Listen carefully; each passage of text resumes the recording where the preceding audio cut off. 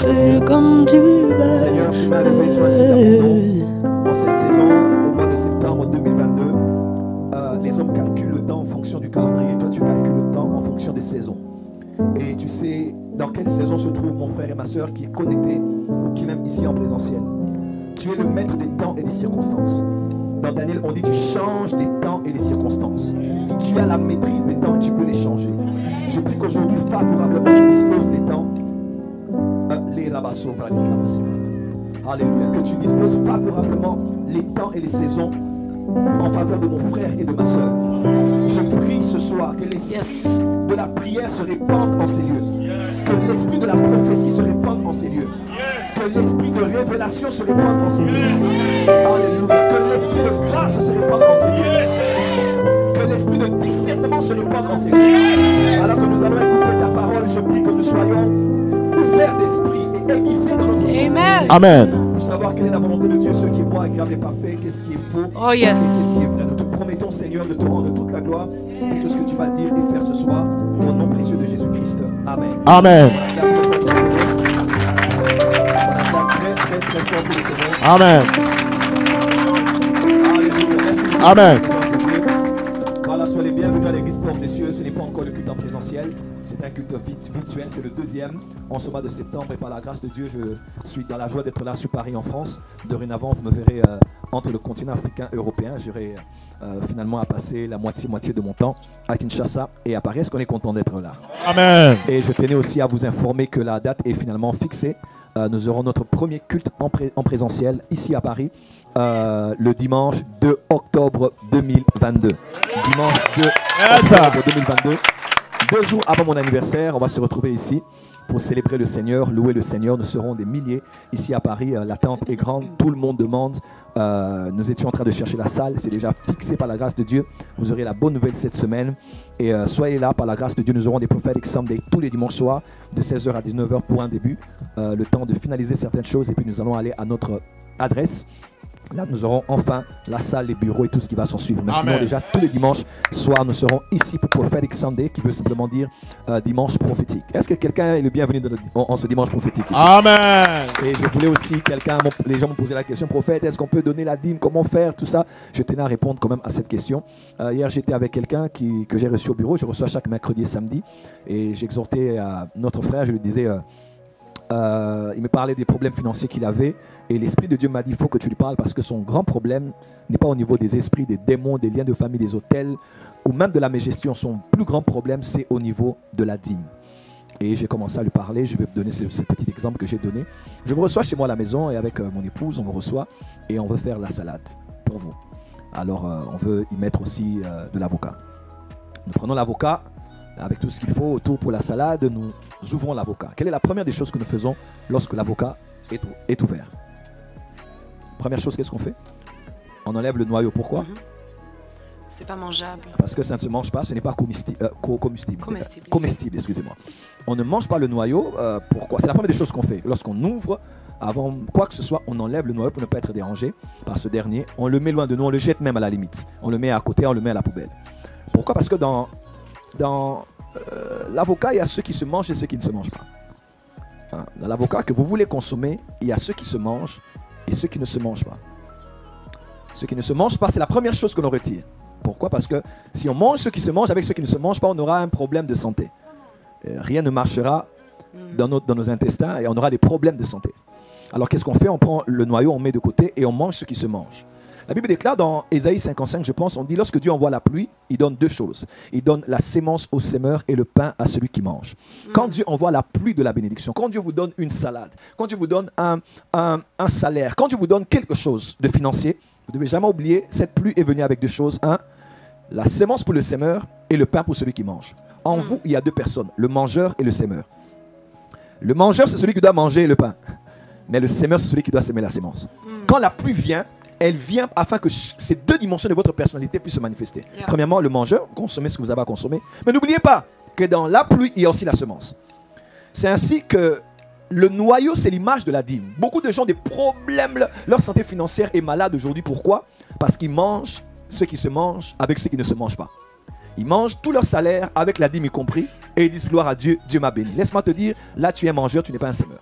Et n'oubliez pas, manger c'est pour aujourd'hui, mais s'aimer c'est pour le futur. Quand vous n'êtes qu'un consommateur, vous avez vos 1000 euros, vos 5000 euros, vos 500 euros, et vous dites je prends le tout, je mange, laisse-moi te dire, n'oublie pas que Dieu a été cité au commencement pour rester au commencement. Yeah. Autant que c'est la première chose qu'on fait en retirant de l'avocat, comment mon esprit quelque part. Quand on prend l'avocat pour le noyau pour retirer, alléluia. Merci Seigneur. Pour retirer de l'avocat, autant la première des choses que l'on fait quand on a un salaire, c'est de retirer d'abord la dîme. Amen. Je vais d'abord vous expliquer ça en 2-3 minutes. Pourquoi? Parce que la dîme n'est pas le 10e seulement.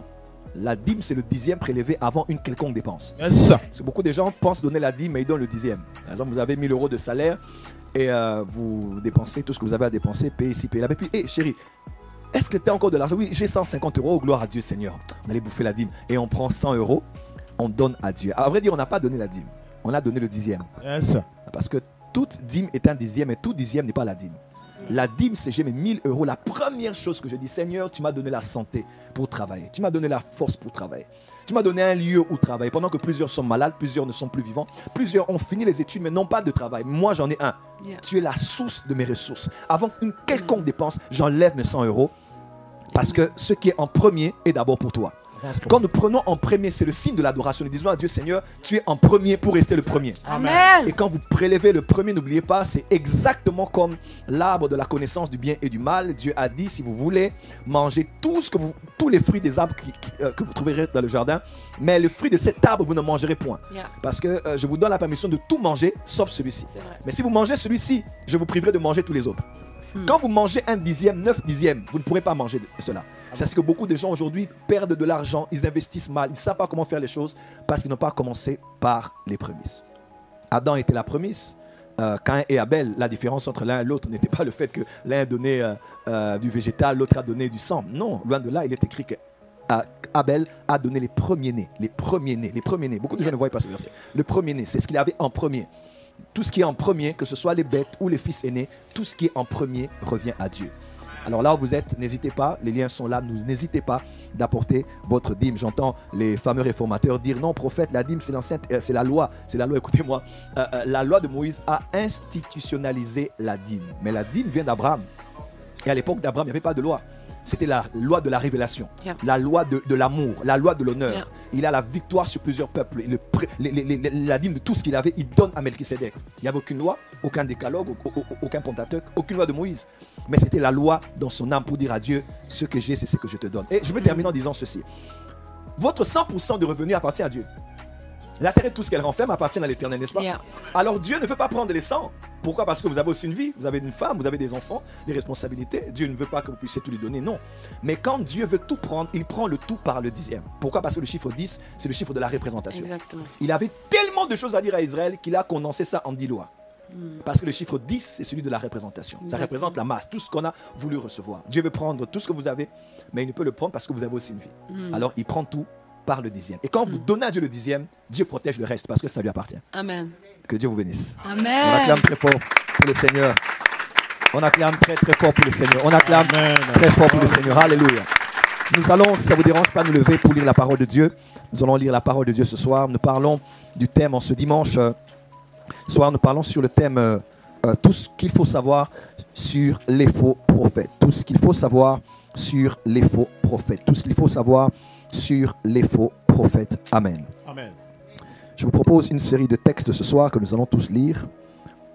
Je vais lire pour vous quelques textes de la parole de Dieu. Je vous suggère quelques textes. Le premier, merci Seigneur. Merci Seigneur.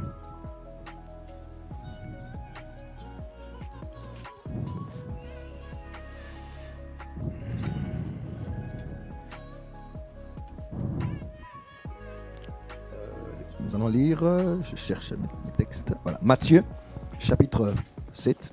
Matthieu chapitre 7. Je vais lire plutôt. Amen. Puis-je avoir sur l'écran les textes du jour, s'il vous plaît?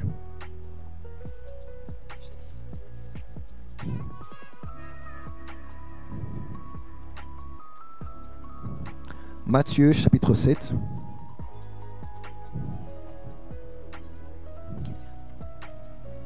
Matthieu 7, excusez-moi une seconde. Dites avec moi tout ce qu'il faut savoir sur les faux prophètes. Encore tout ce qu'il faut savoir sur les faux prophètes. Regarde tes voisins, dis voisin, fais attention aux faux prophètes. Dis voisin, je sais que tu es très hospitalier. Dis à ton voisin, voisin, je sais que tu es très hospitalier. Mais fais attention aux faux prophètes. Dis à ton voisin, voisin, je sais que tu es très hospitalier. Mais les temps sont mauvais. Fais attention aux faux prophètes. Voilà, je vais lire sur l'écran. Matthieu 7, versets 13 à 29. Matthieu 7, 13 à 29, il est écrit ceci. Entrez par la porte étroite, car large est la porte, spacieux est le chemin qui mène à la perdition, et il y en a beaucoup qui entrent par là. Suivant. Mais étroite est la porte, resserré est le chemin qui mène à la vie, et il y en a peu qui les trouvent. Gardez-vous des faux prophètes. Ils viennent à vous en vêtements de brebis, mais au-dedans, ce sont des loups ravisseurs. Vous les connaîtrez à leurs fruits. Dites avec moi, nous les connaîtrons. Nous les connaîtrons à leurs fruits. À leurs fruits. On dit, cueille-t-on des raisins sur des épines ou des figues sur des chardons? Suite. Tout bon arbre porte de bons fruits, mais le mauvais arbre porte de mauvais fruits. On y va. Un bon arbre ne peut porter de mauvais fruits, ni un mauvais arbre porter de bons fruits. Tout arbre qui ne porte pas de bons fruits est coupé et jeté au feu. C'est donc à leurs fruits que vous les reconnaîtrez. Gloire au Seigneur. On continue la lecture. Ceux qui me disent Seigneur, Seigneur n'entreront pas tous dans le royaume des cieux, mais celui-là, seul qui fait la volonté de mon Père qui est dans les cieux. Verset 22. Plusieurs me diront ce jour-là, Seigneur, n'avons-nous pas prophétisé par ton nom? N'avons-nous pas chassé les démons par ton nom? N'avons-nous pas fait beaucoup de miracles par ton nom? Alors je leur dirai ouvertement, je ne vous ai jamais connu, retirez-vous de moi, vous qui commettez l'iniquité. C'est pourquoi quiconque entend ces paroles que je dis et les met en pratique sera semblable à un homme prudent qui a bâti sa maison sur le roc. La pluie est tombée, les torrents sont venus, les vents ont soufflé et se sont jetés contre cette maison. Elle n'est point tombée parce qu'elle était fondée sur le roc. Mais voilà, suivant. Mais quiconque entend ces paroles que je dis et ne les met pas en pratique sera semblable à un homme insensé qui a bâti sa maison sur le sable. La pluie est tombée, les torrents sont venus, les vents ont soufflé et ont battu cette maison. Elle est tombée et sa ruine a été grande. Après que Jésus eut achevé ce discours, la foule fut frappée de sa doctrine, car il enseignait ayant autorité et non pas comme leurs scribes. Amen. Second texte du jour. Apocalypse 13, verset 1er, et nous allons faire une lecture kangourou. Ok. On commence avec le premier verset, Apocalypse 13, verset 1er. Et il se tint sur le sable de la mer, puis je vis monter de la mer une bête qui avait 10 cornes et 7 têtes, et sur ses cornes 10 diadèmes, et sur ses 7 têtes des noms de blasphème. Verset 11, puis je vis monter de la terre une autre bête. Quelqu'un peut dire avec moi une autre bête. Une autre bête. Qui avait 2 cornes semblables à celles d'un agneau, et qui parlait comme un dragon. Elle exerçait toute l'autorité de la première bête en sa présence et elle faisait que la terre et ses habitants adoraient la première bête dont la blessure mortelle avait été guérie. Elle opérait de grands prodiges, même jusqu'à faire descendre le feu du ciel sur la terre à la vue des hommes. Et il lui fut donné d'animer l'image de la bête, afin que l'image de la bête parlât et qu'elle fit que tous ceux qui n'adoreraient pas l'image de la bête fussent tués. 16. Et elle fit que tous, petits et grands, riches et pauvres, libres et esclaves, reçussent une marque sur leur main droite et sur leur front. Et que personne ne put acheter ni vendre. Quelqu'un peut dire acheter, ni vendre sans avoir la marque, le nom de la bête ou le nombre de son nom. C'est ici la sagesse que celui qui a de l'intelligence calcule le nombre de la bête, car c'est un nombre d'hommes et son nombre est 666. Prochain texte. Luc 6, versets 22 et 23. Heureux serez-vous lorsque les hommes vous haïront, lorsqu'ils vous chasseront, ils vous outrageront, et qu'on jettera votre nom comme infâme, à cause du Fils de l'homme. 23. Réjouissez-vous en ce jour-là et tressaillez d'allégresse, parce que votre récompense sera grande dans le ciel. C'est ainsi que leur père traitait les prophètes. Donc les vrais prophètes, voilà comment on les traitait. On faisait quoi? On les outrageait, on les chassait des synagogues, on les persécutait. C'est comme ça qu'on traitait les vrais prophètes. Suivant. Verset 26. Malheur lorsque tous les hommes diront du bien de vous, car c'est ainsi qu'agissait leur père à l'égard des faux prophètes. En d'autres termes, c'est comme ça qu'on traite les faux prophètes. Qu'est-ce qu'on fait? On les célèbre et on dit beaucoup de bien leur concernant. Donc, des fois, on pense que les vrais prophètes sont ceux sur qui on dit des bonnes choses et le contraire. Mais si Jésus donne un autre tableau, les vrais prophètes, ils n'ont pas de bonne réputation. Les vrais prophètes, on parle mal d'eux. Les vrais prophètes sont outragés, chassés. Mais les faux prophètes, on les célèbre. Ça, c'est le tableau de Jésus. Il est totalement différent du tableau de nos réseaux sociaux et de notre religiosité en ce jour. Texte suivant.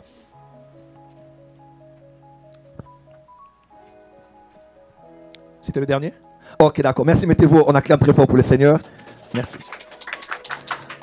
Est-ce qu'on peut acclamer mieux que ça pour Jésus?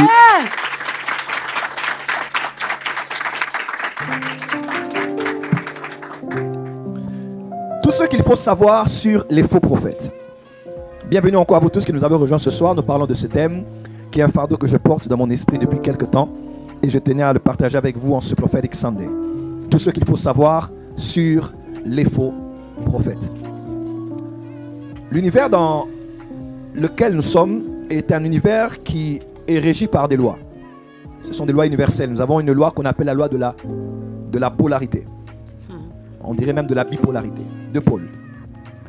Dans notre univers, nous avons depuis Genèse chapitre 1er, surtout au Genèse chapitre 1er, nous avons deux pôles. Nous avons la lumière et les ténèbres. Nous avons le jour et la nuit. Nous avons l'arbre de la connaissance du bien et du mal. Et nous avons de l'autre côté l'arbre de vie. Nous avons le bien et le mal. Nous avons le mâle et la femelle. Nous avons le positif et le négatif. Nous avons le vrai et le faux. Pour certains diront nous avons le yin et le yang. Notre monde est un monde de bipolarité. Chaque chose a son contraire, son opposé. Et s'il y a le vrai, il y a aussi ce qu'on appelle le faux. Et s'il y a le faux, il y a aussi ce qu'on appelle le vrai. J'aimerais faire 5 affirmations sur ce que l'on traite de vrai ou de faux. Premièrement, le faux est la preuve de l'existence du vrai. Le faux existe car le vrai existe. Chaque fois que vous voyez un faux billet d'euros, un faux billet de dollars, c'est la preuve que le vrai existe. S'il y a le faux, il y a donc le vrai. Il n'y a pas meilleure preuve de l'existence du vrai que la présence du faux. Parce que dans la loi de la bipolarité, le faux justifie le vrai. Il crédibilise le vrai. Il affirme qu'il est la copie de ce qui est de l'original. Et j'aimerais toujours dire, et moi je dis toujours aux gens, si vous n'aimez pas le faux, présentez le vrai. Si vous n'aimez pas les faux miracles, présentez le vrai miracle. Si vous n'aimez pas les vrais prophètes, les faux prophètes, présentez le vrai prophète. Si vous n'aimez pas les fausses prophéties, présentez les vraies prophéties. Mais c'est une faiblesse pour l'Église de s'atteler sur les faux sans pour autant présenter le vrai. Et c'est lâche qu'un pasteur se lève et attaque beaucoup les faux sans avoir le courage de montrer qui sont les vrais. Dis avec moi, il y a la photocopie, parce qu'à l'original. Deuxième chose, le faux et le vrai manipulé. Chaque fois que vous voyez le faux c'est le vrai au fait, mais qu'on a manipulé. Le faux c'est le vrai manipulé. C'est le vrai imité, dénaturé. C'est la contrefaçon du vrai. Troisième chose que j'aimerais dire, le faux dans la Bible, bizarrement, est souvent le vrai dans la Bible est souvent précédé par le faux. La photocopie dans la Bible précède souvent l'original. L'histoire de Noé, vous allez voir la colombe être lancée après le corbeau. Vous allez voir Ismaël venir avant Isaac. Amen, amen. Vous allez voir Ésaü venir avant Jacob. Et vous allez même voir dans la Bible, dans Jean chapitre 10, Jésus parle du bon berger et il parle des mercenaires, des loups. Et il dit, le voleur ne vient que pour dérober, égorger et détruire. Mais moi je suis venu, le bon berger, pour donner la vie et la vie en abondance. Alors pourquoi il ne parle pas d'abord de lui qui vient et après des loups et des mercenaires et du voleur? Mais il parle d'abord du voleur, après il parle de lui. Parce que généralement dans la Bible, le faux précède le vrai. La photocopie précède l'original et ce qui n'est pas attendu précède toujours ce qui est attendu. Et bizarrement, c'est aussi la méthode du diable. Parce que généralement, quand le diable veut vous décourager par rapport à quelque chose qui est vrai, il fera toujours tout que vous ne puissiez pas être en contact avec l'original, mais d'abord avec la photocopie, avec le faux, afin que lorsque viendra le vrai, vous puissiez être décalé, vous puissiez être sur la retenue, vous puissiez avoir peur, vous puissiez être sur vos gardes. Mais si vous avez à première vue rencontré le vrai, lorsque le faux vient, vous allez le reconnaître. Et on nous raconte une histoire, je ne sais pas si elle est vraiment racontée par quelqu'un du métier. Il m'a dit qu'il y a des textes qu'on fait passer aux gens pour les apprendre à connaître le vrai billet de dollar. pardon, les faux billets de dollars. Qu'est-ce qu'on fait? On les met en contact avec les vrais billets de dollars. Ils sont tellement en train de toucher, regarder, palper, retourner, tourner, toucher, ouvrir, à manipuler le vrai billet de dollars que le jour des examens, on ne les prévient pas. On fait entrer les faux billets de dollars. Et parce qu'ils ont tellement été habitués au vrai billet de dollars, quand le faux vient, ils ne savent pas expliquer, mais sentent qu'il y a quelque chose qui n'est pas ordinaire ici. Laisse-moi te dire, tu n'as pas besoin qu'on te parle du faux. Tu as d'abord besoin de t'habituer au vrai. Quand le faux vient, tu le reconnaîtras. Tu n'as pas besoin de connaître la présence de Satan ou des serviteurs de Satan. Sois seulement en contact de la présence de Dieu. Beaucoup de gens demandent, mais comment discerner? Sois dans la présence de Dieu. Quand tu connais la présence de Dieu, tu sais à quoi ressemble la présence de Dieu. Tu sais exactement ce que tu sens exactement quand tu es là où Dieu est. Quand le faux sera là, même si tout semble être Dieu, tout semble être church, tu le sentiras qu'il y a quelque chose ici qui ne va pas. Tu n'auras peut-être pas l'épreuve, tu n'auras pas peut-être... Cette femme qui avait l'esprit de Python disait chaque fois, c'est les serviteurs de Dieu, écoutez-les, les serviteurs de Dieu, écoutez-les. Elle disait les choses vraies et c'était normal. Jusqu'à ce que Paul dit non, il y a quelque chose qui ne va pas ici. Je n'ai pas une révélation, je n'ai pas fait un son, je n'ai pas une vision, mais mon esprit est irrité. Parce que je suis tellement habitué à être dans la présence de la vraie parole prophétique que quand la fausse est venue, je l'ai discernée. Je veux déjà dire ici à l'église, habituez-vous à Dieu. Habituez-vous à la présence de Dieu. Habituez-vous à la parole de Dieu. Habituez-vous au cœur de Dieu. Quand autre chose viendra, vous le sentirez. Il y a de cela quelques années, j'ai eu une apparition, j'ai vu Lucifer 3 fois dans mon ministère. Une fois il est venu, c'était à la même époque, quelques amis que vous connaissez, dont j'étais le nom au Congo, avaient eu aussi la même visitation. Lucifer était venu pour nous proposer des choses. Il y avait moi, un autre pasteur qui aussi alimenté, que vous connaissez de la francophonie, et un autre prophète aussi. On avait pratiquement les mêmes périodes, Lucifer qui nous avait visité, pour nous faire des propositions, nous disant, les grandes choses vont arriver dans vos ministères, mais voici allégeance et tout le reste. Mes frères et sœurs, il semblait tellement être Jésus, sa présence était presque semblable à celle de Jésus, mais ses yeux ne pouvaient pas tromper. Je pouvais sentir qu'il y a quelque chose qui n'allait pas jusqu'à ce que j'ai dit, au nom de Jésus, pars. Et il est parti. J'aimerais dire à quelqu'un, ce soir, tu reçois l'esprit de discernement. Amen. Je dis, quel que soit le rêve, vision, révélation, enseignement, prédication, prophétie, quel que soit ce qui se présentera devant toi, à partir d'aujourd'hui, tu discerneras. Et Satan a souvent eu cette stratégie de vous envoyer les faux pour que lorsque les vrais viennent, vous ayez des complications. Dernière chose que j'aimerais dire à ce sujet, c'est pédagogiquement parlant, même sociologiquement parlant, que ce soit pour l'enfant ou pour celui à qui nous donnons une connaissance, il n'est pas conseillé de commencer d'abord avec des mises en garde.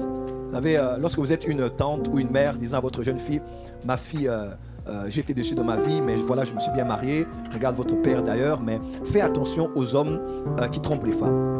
Et que c'est cette phrase que ta mère te répète tous les jours. Fais attention aux hommes qui trompent leurs femmes. Fais attention aux hommes qui trompent leurs femmes. Fais attention aux hommes qui trompent leurs femmes. Fais attention aux hommes qui trompent leurs femmes. Fais attention aux hommes qui trompent leurs femmes, que tu le veuilles ou pas. Lorsque l'homme viendra pour demander la main de votre fille, elle ne sera pas ouverte du tout. On ne lui a pas dit que tous les hommes sont des menteurs. On lui a juste dit que fais attention parce qu'il y a quelques hommes qui mentent. Mais à force de répéter une chose, cette chose devient le standard sur lequel on juge tout. Quand vous avez l'habitude de dire, même si c'est une exception, répétez cette exception. Fais attention aux hommes qui sont des menteurs. Fais attention à des faux prophètes. Faites attention à des faux prophètes. Vous le répétez tout le temps, même lorsqu'un vrai prophète viendra. Ce n'est pas avec un cœur ouvert qu'on le recevra, mais ce sera comme ça. Pourquoi? Parce que celui qui nous enseigne a mal procédé dans sa pédagogie. Ainsi, j'aimerais dire à tous les pasteurs, à tous les docteurs, à tous les prédicateurs, vous faites mal de passer le temps à dénoncer le faux en ne présentant jamais le vrai. Lorsque vous dites à votre femme, à votre fille maintenant, les hommes, il y en a de très bons, voilà comment tu dois te comporter, tu dois l'étudier. Tu passes le temps à parler de la généralité et en présentant aussi l'exception, ta fille a un jugement équilibré. Elle reçoit un homme et elle est équilibrée dans sa manière, dans sa perception des hommes. Mais lorsque vous répétez tout le temps les attentions, écoutez-moi, l'évangile ce n'est pas un ensemble des attentions. L'évangile ce n'est pas un ensemble de ne faites pas, ne touchez pas. L'évangile ce n'est pas dénoncer mais c'est annoncer. Il a dit l'Esprit du Seigneur est sur moi et il m'a oint pour annoncer la bonne nouvelle aux pauvres. Et la francophonie n'est pas prête au prophétique. La francophonie n'est pas prête au ministère prophétique. Pourquoi? Parce que les prédicateurs francophones ont plus passé le temps à attaquer les faux prophètes, à attaquer les fausses prophéties, à attaquer les abus. Et même lorsque les vrais viennent, tout le monde a peur. Même le pasteur a peur d'inviter un vrai prophète parce qu'il a l'impression qu'il trahit ce qu'il avait dit. Mes frères et sœurs, présentons d'abord la vérité. Amen. Présentons le vrai. Présentons l'original. Appelez un prophète chez vous à l'église. Dites prophète, enseigne une semaine sur la voix de Dieu. Enseigne sur c'est quoi le ministère prophétique. Parle aussi de comment reconnaître un faux prophète. Quand il finit sa semaine, votre église est équilibrée. Parce que votre église ressemble aux enseignements que vous voulez donner. Faites attention, il y a beaucoup de faux prophètes. Faites attention à les fausses prophéties. Faites attention. Quel est le jour où vous avez déjà eu enseigné sur la prophétie? Quel est le jour où vous avez déjà pris le temps d'enseigner sur les bienfaits, les avantages du prophétique dans l'église locale? Jamais. Mais vous avez tout le temps de dire attention, attention, attention. Ainsi, la francophonie s'est bloquée au prophétique, s'est bloquée au mouvement prophétique parce que la pédagogie des hommes de Dieu a été mauvaise. Et les gens nous regardent, mais quand on entend un prophète, il a peur. Il est prophète, il vient pour mon argent. Il est prophète, il va abuser de ma fille. Il va me draguer. Il est léger. Il est ceci. Il est beau. Seigneur Jésus-Christ. Seigneur, esprit de Jézabel, esprit de séduction des sirènes des eaux sorts. Frères et sœurs, tu ne le feras pas autant pour les pasteurs. Pourquoi? Parce que les pasteurs ont mal procédé. Mais gloire à Dieu parce que la réforme est là et le temps est arrivé où nous devons accepter la présence du vrai ministère prophétique. Acclame très fort si tu le crois. Ah oui, ce n'est pas parce que le faux vous a déçu que le vrai n'existe pas. Et des fois, nous sommes tellement intransigeants et sévères à l'égard des prophètes que nous le sommes à l'égard des pasteurs. Un pasteur peut faire une erreur d'herméneutique, vous savez. Il prêche quelque chose, il dit non, Galilée c'était à 100 km de Jérusalem. Et ça va passer, hein. Ça va passer. Mais quand un prophète fait une petite erreur de français, ou une petite erreur dans ce qu'il a cru voir, on va le flageller et le tuer. Comme si ce n'est que lui qui a le Saint-Esprit. Et le même Saint-Esprit n'était pas capable de dire au pasteur que ce n'est pas à 100 km de Jérusalem. Frère, des fois nous sommes seulement hypocrites et méchants. Et sans le savoir, nous jouons le jeu du diable et nous bloquons l'église qui doit bénéficier de la grâce de Dieu. Votre oncle a été mal opéré. Hier, j'ai reçu une dame au bureau. Elle est venue avec une béquille. Vous vous rappelez? Elle est venue avec une béquille. Celui qui traitait la femme l'a maltraitée. Elle a eu un problème et sa situation est devenue pire. Ceux qui étaient là au bureau ont vu une femme avec une béquille hier. Sa situation s'est empirée. On l'a maltraité. Mais est-ce que c'est pour autant que les gens n'iront plus voir les médecins? Ils vont continuer à voir les médecins. Et elle-même aussi, elle va continuer à aller voir les médecins. Vous faites un accident mortel avec le véhicule. Est-ce que c'est pour autant que vous ne montez plus dans une voiture? Il y a un crash d'avion un peu dans l'utilisme des avions. Est-ce que c'est parce que quelqu'un a pris un couteau, il a tué avec sa femme qui est enceinte et égorgé les enfants? Un criminel, on le traite de tous les mots, ça passe à la télévision, au Canada, à Montréal, tout ça, comme ce qu'on voit beaucoup à Montréal, actuellement au Canada, qu'il ne faut plus utiliser les couteaux de table. Non. Toute chose est bonne, c'est juste son usage. Même la drogue à un certain niveau sert à être ce qu'on appelle le traitement de l'anesthésie.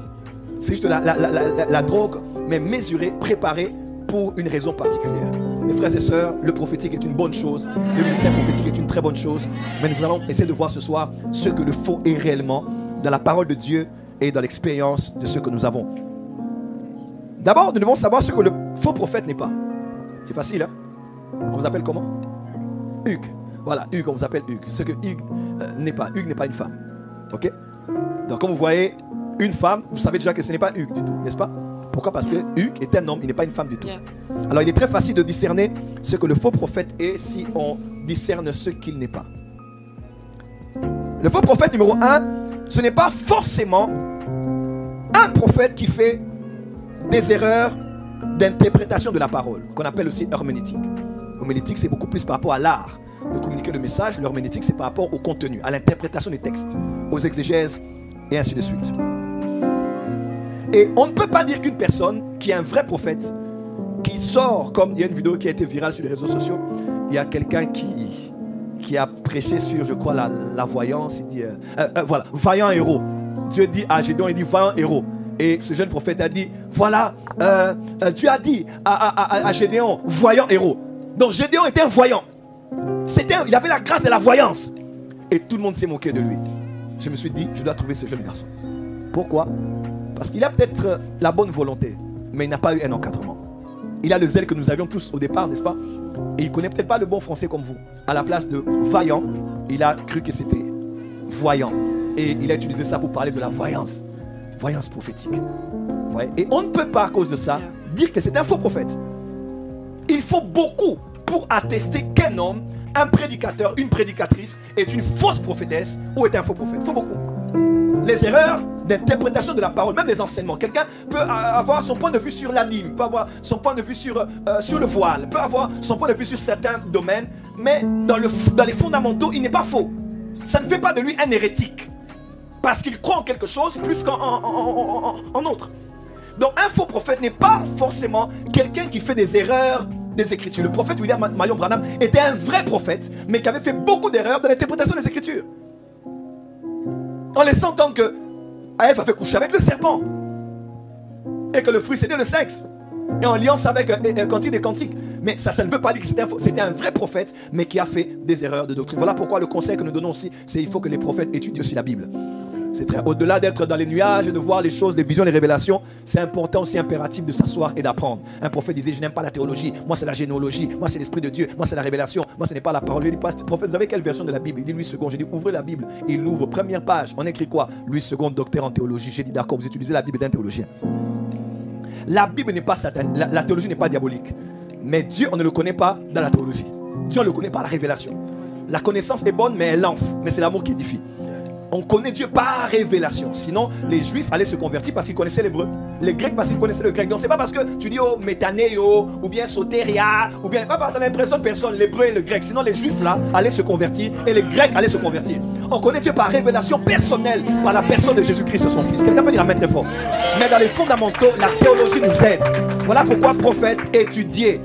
Étudiez la Bible, allez dans les Écritures, entrez dans les Écritures. Ne commencez pas à nous raconter des choses compliquées. Oh non, le chameau sur lequel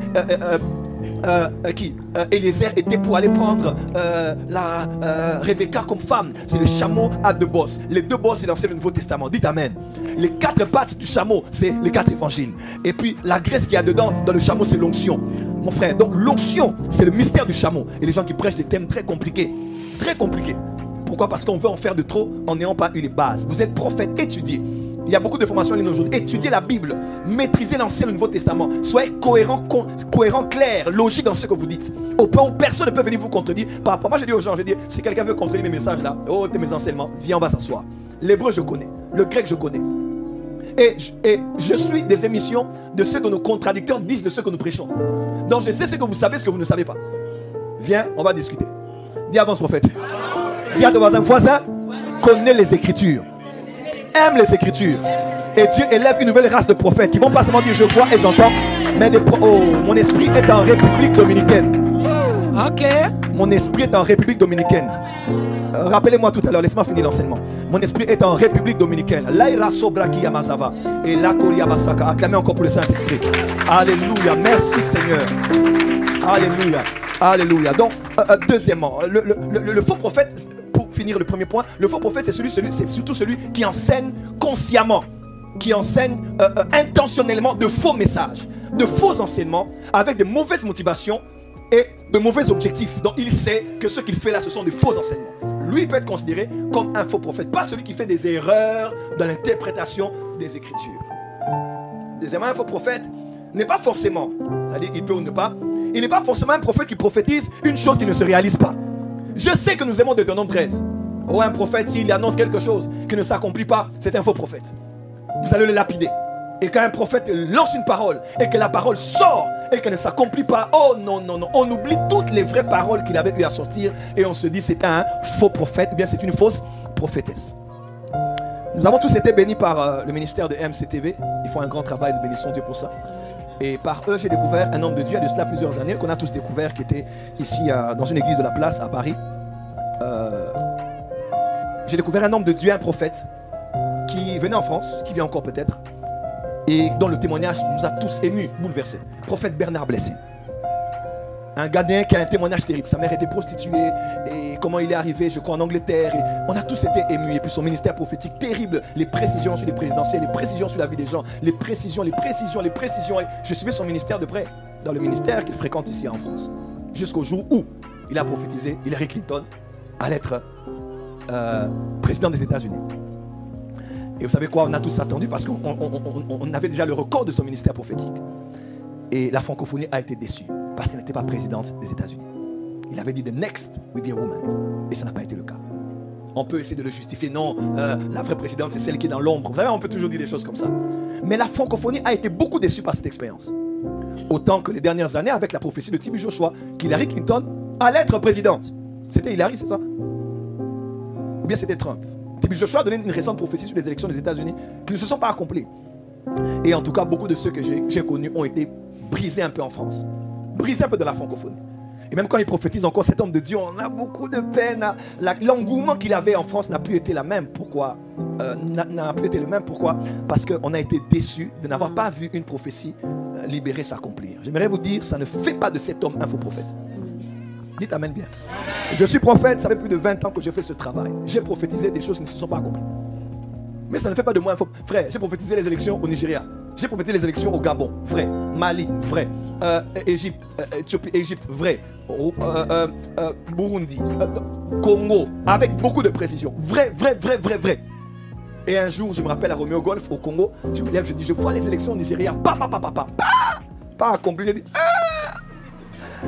j'ai cherché les lives pour l'effacer. J'ai dit, les ennemis vont récupérer les lives. Et j'ai dit, Seigneur, qu'est-ce que je n'ai pas bien vu? Qu'est-ce que je n'ai pas vu venir? Qu'est-ce que je n'ai pas vu, Seigneur? Explique-moi c'est quoi? Mais ça ne fait pas de moi un faux prophète. Si ce message était venu de Dieu, le problème n'est pas le message, mais c'est l'interprétation. Et aujourd'hui, en grandissant dans le prophétique, j'ai compris qu'il y a différents futurs. Des fois, Dieu nous montre des probabilités, des choses qui peuvent arriver, pas des choses qui vont arriver. Et des fois, ce n'est même pas Dieu qui t'a montré, ton esprit a vu des choses. Donc parce que tu es quelqu'un de spirituel, ton esprit voit quelque chose qui est probable d'arriver. Mais ce n'est pas Dieu qui t'a dit, voilà ce qui va arriver, non. Donc dans l'interprétation, il y a beaucoup de choses que j'ai compris aujourd'hui que je ne comprenais pas avant. En tout cas, je ne comprenais pas avant. Il y a des fois quelqu'un qui va, où tu dors, tu vois une personne qui quitte l'église, puis va ailleurs. Tu dis, bon, donc Dieu est en train de me dire, non, Dieu t'a montré certainement quelque chose qui peut se faire. Mais tu peux prier pour la personne et travailler pour que ce que tu as vu ne s'accomplisse pas. Quelqu'un peut dire amen? Et concernant les élections présidentielles, on a eu des problèmes parce qu'aux États-Unis, beaucoup de prophètes sont discrédités aujourd'hui. Tous les mouvements des apôtres, des prophètes des États-Unis, en passant par tous ceux qui ont été près de Trump, les apôtres Guillermo Maldonado, Paula White, en tout cas tous les prophètes des mouvements apostoliques et prophétiques aujourd'hui sont déçus. Et même ici en France, on est comme des pasteurs. Macron ne passera pas. Dieu a révélé, Dieu a dit, Dieu a montré. C'est vrai que d'autres aussi se trompent, hein, à cause de leur position, de l'inclinaison de leur cœur, de ce qu'ils souhaitent dans leur cœur.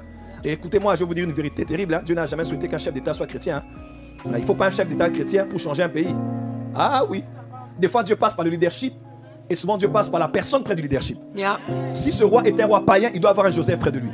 Si c'est un roi païen, il doit avoir un Daniel près de lui. Pasteur, ne juge pas ce président de franc-maçon. Prépare des chrétiens dans la politique qui vont être... je parle à quelqu'un qui est ici. Ne te plains pas de Macron franc-maçon. Prépare plutôt les chrétiens et édifie-les. Arrête vraiment de prier pour les malades et d'enseigner les gens sur le Saint-Esprit ou de prêcher sur le prophétique. Préparons les chrétiens. Préparons les enfants de Dieu à pénétrer les sphères de la société. Payons les études. Qu'ils aillent à Cambridge, qu'ils aillent à n'importe où, mais qui se préparent dans un agenda secret caché en tant que missionnaire pour arriver à l'Élysée. Oh, dis amen bien. Ne pensez pas que le plan de Dieu c'est que le chef d'État soit chrétien pour qu'un pays devienne chrétien. Écoutez-moi, ça n'a jamais été le plan de Dieu. Ce n'est pas le millénium. Le millénium viendra après le retour glorieux de Christ. Pour le moment, on est sur la terre. On n'est pas là pour changer la terre. On est là pour influencer la terre par les valeurs du royaume. Quelqu'un peut dire amen très fort.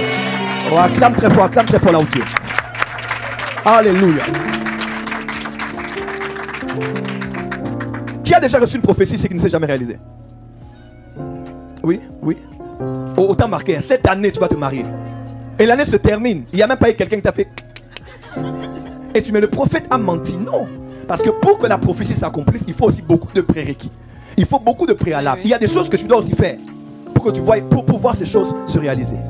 Donc des fois on parle de faux prophètes, de fausses prophéties. Et pourtant ce n'était ni le prophète, ni la prophétie. C'était l'interprétation ou c'était le manque de réponse. Dieu révèle que tel homme passera chef d'État. Mais vous les chrétiens, vous ne le votez pas. Vous n'avez même pas vos cartes d'électeurs.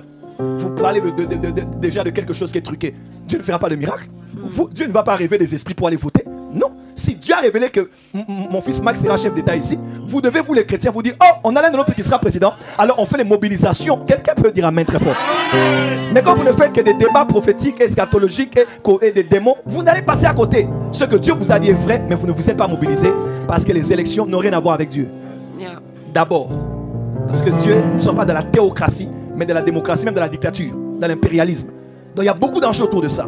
Je prie que les chrétiens soient influents. Dites amen bien. Dites amen bien. Voilà. Quantième point. Le faux prophète n'est pas forcément un prophète dont le péché est connu publiquement. Très important. Déjà, vous ne devez jamais oublier qu'un prophète est d'abord un enfant de Dieu. Il est écrit, nous bronchons tous de plusieurs manières. Quelqu'un m'a posé la question, il disait, mais prophète, la génération de vos pères n'avait pas autant de scandales que vous. J'ai dit, les scandales étaient là, mais c'est seulement aujourd'hui on a des téléphones. Autrefois ça se passait, la nouvelle tournait dans la famille, dans la belle famille, ça tournait dans le département, ça tourne. Aujourd'hui ça tourne sur la toile. Le problème c'est aujourd'hui on a le téléphone. Est-ce que je dis qu'on ne doit pas être irréprochable, ne pas craindre Dieu? On peut craindre Dieu. Mais l'homme de Dieu n'est pas Dieu. C'est un homme de Dieu. La Bible déclare, maudit soit l'homme qui se confie dans l'homme. C'est-à-dire quand tu es un homme de Dieu, tu as l'homme et tu as Dieu. Tu as l'humain et tu as le divin. Quand on dit maudit soit l'homme qui se confie en l'homme, c'est maudit soit toi qui te confie dans sa dimension d'humain. Hein? quand tu es devant un homme de Dieu, ne regarde pas l'homme en lui, mais regarde le Dieu dans l'homme de Dieu en lui. Amen. Parce que l'homme en lui, tu peux être déçu. Ce n'est pas Dieu, c'est un homme perfectible. Il n'est pas Jésus-Christ. Il est né d'une famille, il a un background, il a une éducation, il a un tempérament, il a un caractère. Mais quand Dieu t'approche d'un homme de Dieu, concentre-toi plus sur le Dieu en lui que sur l'homme en lui. Parce que ta familiarité avec l'homme en lui peut te rendre aveugle face au Dieu en lui. Oh, dis amen très fort. Donc l'homme de Dieu n'est pas un ange de Dieu, c'est un homme. Même les anges ont déçu Dieu. Donc ne nous raconte pas des histoires ici. Je ne justifie personne, je suis l'avocat de personne, mais ça n'a pas commencé aujourd'hui. Que ce soit Abraham, David ou tout le reste, les Paul, les Pierre et tout le reste, ils ont montré des défaillances. Et aujourd'hui, dans un monde des réseaux sociaux, des téléphones, de snapper, de partager les lives, on peut être au courant de certaines choses vraies aussi, hein, qui se sont passées dans la vie de certains serviteurs de Dieu. Mais ça ne fait pas forcément de ces personnes des faux prophètes. Il faut prier pour eux, qui se relèvent, qui s'affermissent et qui soient des modèles d'intégrité, parce qu'ils sont censés être les messages dans leur vie, beaucoup plus que les messages qu'ils donnent au travers de leur bouche. Un prophète, ce n'est pas forcément un homme de Dieu qui, dans l'exercice de sa fonction, scandalise le public. On a osé, Dieu dit à Osée, va épouser une prostituée. Imaginez-vous aujourd'hui, avant d'épouser ma belle et charmante épouse, Dieu me dit, Joël, la solution pour toi, c'est d'aller épouser une prostituée. Les gens vont dire libido. Libido. Les gens vont dire, oh, il n'arrive pas à se contenir. Voilà les fantasmes qu'il a. Voilà comment il est pervers. Voilà comment il est impudique. Voilà comment il est sadique. Épouser une prostituée, qu'est-ce que tu veux vivre là sur ton lit? Tu veux quoi? Mais Dieu a dit, va épouser une prostituée. Et ce n'est pas parce qu'un prophète fait quelque chose qui te scandalise qu'un faux prophète. Le domaine du prophétique n'est pas un domaine de la réputation. C'est clair. Voilà pourquoi je dis à ceux qui sont à la porte des cieux, si vous pensez avoir un prophète qui a une bonne réputation, vous êtes à la mauvaise adresse. Tous les vrais prophètes ont des mauvaises réputations, commençant par Jésus. Parce que les prophètes scandalisent. Car Dieu n'est pas un homme. Et quand Dieu fonctionne avec un homme, des fois, il le poussera à faire des choses qui sont contraires. Dieu a dit à Ézéchiel, tu mangeras les excréments humains. Hein? Les excréments, hein? C'est dans la Bible. Mange. Donc si je me tiens ici et que je vais aux chiottes, je prends les excréments. Et on s'évadure. Ça c'est du satanisme, la magie noire. Le vaudou. L'esprit des chiens est sorti de lui. Mais c'est Jésus qui a dit ça. Jésus a craché à terre, il a tiré la salive interne, il a craché, il a mélangé, il a mis sur les yeux. Si je le fais aujourd'hui là, faux prophète, scandale. Ce n'est pas parce que ce n'est pas hygiénique, ce n'est pas bienséant que ce n'est pas Dieu. Dieu est Dieu. Et si Dieu doit faire ce qu'il veut, il n'a pas à dépendre de qui que ce soit. Oh, dis amen bien. Dis amen bien. Esaïe a prophétisé nu pendant 3 ans. Esaïe. Donc si, je ne vous donne pas cette image. Mais si aujourd'hui, je sors, ma chérie va dire, hey baby, oh mon Dieu, mon roi, elle va rougir. Elle va commencer à pleurer, l'église va appeler les Kinshasa. Oh Daddy, sortez, moi je sors là-bas. Ainsi parle l'Éternel. Répentez-vous ici en France. Quelqu'un va dire amen. Et les gens vont dire scandale, mais Dieu a dit ça au prophète. Dieu a dit ça. Oh, c'est dans l'Ancien Testament. Dieu est dans les Testaments. Dieu est Dieu. Il peut faire ce qu'il veut, quand il veut, comme il veut. Donc vous, ça vous arrange. Quand c'est un verset, sainteté à l'Éternel, soyez saints comme moi je suis saint, l'Ancien Testament, vous prenez. Mais les autres, vous ne prenez pas. C'est injuste. Yeah. Dieu n'est pas évangélique, il n'est pas pentecôtiste, il n'est pas presbytérien, il n'est pas catholique. Dieu est Dieu. Il est dans sa parole. Dis amen bien. On dit encore avant ce prophète. Donc un prophète, ce n'est pas forcément qu'il fait des choses qui nous scandalisent. Un prophète un jour prêchait quelque part, une maman était distraite, une maman dit amen. Maman dit amen, elle était distraite, gifle. Maman dit, l'église a fait elle a fait l'onction est tombée dans l'assemblée, tout le monde était baptisé de l'esprit. Dis à ton voisin, fais attention, le prophète va te gifler. Je sens l'onction de la gifle. Jamais. Alléluia. Ce n'est pas parce que ça scandalise que ce n'est pas Dieu. Voilà pourquoi je vois souvent des gens dire, oh Saint-Esprit, Saint-Esprit de Dieu. Oh la francophonie, vous êtes spéciaux. Remplis-moi, prends ta place, Saint-Esprit. Oh, fais-nous du bien.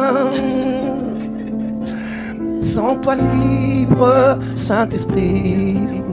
Agis, fais des miracles. Oh, oh, oh, oh. Alléluia. Lève les mains dans la présence du Père. Saint-Esprit. Est-ce que tu veux qu'il prenne vraiment sa place? Est-ce que vous êtes prêts à ce que l'Esprit prenne le contrôle? Vous demandez des choses que vous ne savez pas. Les enfants, les premiers chrétiens priaient dans la maison, acte 12. Seigneur, que Pierre sorte de prison. Seigneur, que Pierre sorte de prison. La prière a été exaucée, elle était juste là devant la porte. Pierre frappait à la porte. Et quand il souffre, il voit Pierre, il dit non, c'est pas lui, c'est son ange. Généralement, l'église prie pour des choses, mais lorsqu'elles arrivent, on dit non. On veut des prophètes comme Tibi Josh au Nigeria. Quand Dieu envoie, non. On veut des prédicateurs comme ceux de la francophonie. Que Dieu utilise dans les prophéties comme ça. Quand Dieu envoie, non. Vous voulez quoi? Bolingi, ni. Le Saint-Esprit fait des prodiges. Est-ce que vous savez c'est quoi un prodige? Est-ce que vous savez c'est quoi un signe? Un miracle. Le miracle, c'est pas toujours miracle d'un paralytique a marché. Nous, les francophones, on aime les miracles des mouvements de guérison de l'Europe. En Suisse, en France, un paralytique a marché, gloire au Seigneur. Frère, le miracle, c'est aussi la jambe n'existe pas, la jambe pousse. Le miracle, oh, c'est aussi les dents poussent dans tout. Dis amen bien. Laissez l'esprit prendre le contrôle. Oh, nous, c'est l'atmosphère. L'atmosphère prophétique, c'est pas les sensations. C'est quand quelqu'un peut s'élever et dire je suis maintenant les Rasobrakiamana, les Rabat en République Dominicaine. Les Rabaraba Sobrakiama plus 8 0. Les Rabat Sobrakiamaza. Regarde-moi ce préfixe plus 8 0 9. Les Rabat Sobrakia. Regardez-moi ça. Comment? Aya Savadaka.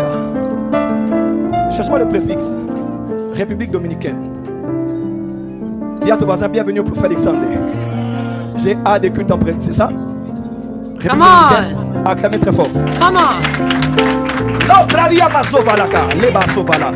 Ok. Tapez 999. Les Rasobraki Amazovalaki Abadasa. Les bras. Et puis vous mettez 0907. La Rabasa Karababasha. La Rabasobraki Amazé.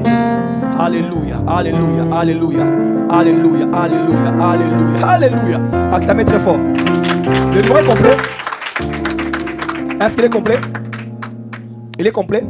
Attendez, cherchez même la personne sur WhatsApp où on appelle. La personne que je vois, c'est une femme, mais c'est une servante de Dieu. Elle est en République Dominicaine. Frère, le prophétique existe. Amen. Nous sommes en France, à Paris, au studio, mais mon esprit est en République Dominicaine. Regardez la personne, mais je vais d'abord enseigner, je vais revenir sur la personne. Dis avec moi, professeur. Ah, moi j'aime pas trop ça. Parce que ça dépend pas de ce que tu n'aimes pas ou tu n'aimes pas trop. Ça dépend de ce que l'esprit veut faire. Exactement. Avec moi, lève-toi, Dieu.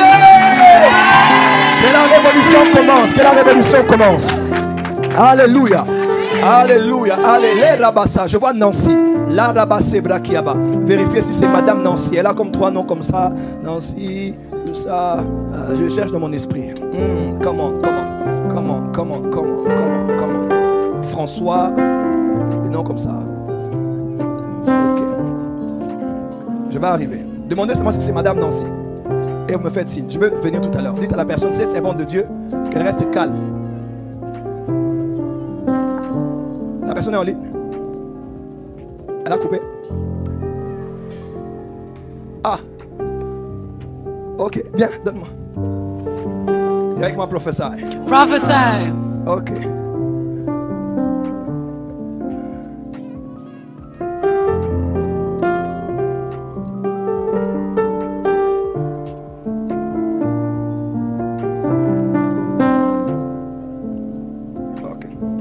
Acclamez pour le Saint-Esprit. Oh, je ne te vois pas acclamer, acclame bien, acclame bien, acclame bien. Acclame bien, acclame bien. Voilà. Nous parlons ici de quoi? Yes. Come on. N'appelez pas la personne. Contactez seulement. Le reste, moi-même, je vais gérer. Je vais gérer. Yes, yes, yes. Dis avance, prophète. Un prophète, un faux prophète n'est pas forcément celui que l'on traite de faux prophète par les médias. Et ça, il faut que ce soit clair. La maturité, c'est d'éviter d'avoir une télévision à la place du cerveau. C'est pas insultant, mais c'est la vérité. Beaucoup de gens aujourd'hui n'ont plus le temps de discerner eux-mêmes. C'est ce que les médias disent, qui est parole de l'évangile. YouTube n'est pas le jugement éternel. Facebook n'est pas le trône blanc. C'est clair. Les réseaux sociaux ne sont pas le trône de la justice divine. Oh, voilà, on l'a exposé. Et aujourd'hui, on croit en tout ce qu'on voit. Pourquoi? Parce que celui qui a capté ton attention t'a donné la direction. Et des fois, on a... Ça vous est déjà arrivé qu'on dise des choses sur vous, vous êtes vous-même surpris que vous vous demandez est-ce qu'il n'y a pas un autre moi comme ça qui porte le même nom sur Internet? J'ai fait cet exercice aujourd'hui. Je suis allé taper Joël Français. Peut-être qu'il y a un autre qui existe, je ne sais pas. Quelqu'un a dit dernièrement, oh, sa femme, c'est la sirène. Ouais, avec ses longs cheveux sur les antennes diaboliques. Et croyez-moi, dans les 8 milliards de personnes sur la terre, il y a de ceux qui vont croire.